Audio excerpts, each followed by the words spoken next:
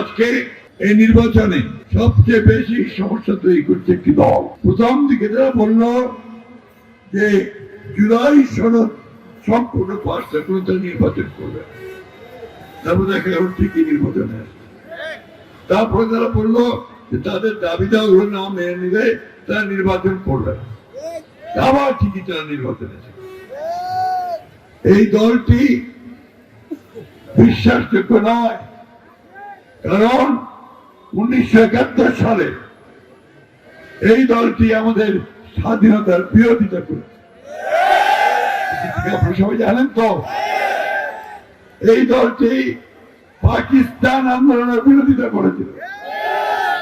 তারা এই দেশের মানুষের কল্যাণ চায় না বলে তখন পাকিস্তানের বিরুদ্ধে করেছে, পরবর্তীকালে তারা বাংলাদেশের স্বাধীনতার বিরুদ্ধে করেছে। আজকে দেখলাম পত্রিকায় যে হেফাজতের আমির সাহেব তিনি বলছেন, আমি জানি না এটা ওনার কথা, যে জামাত ইসলামকে ভোট দেওয়া জায়েজ নয়।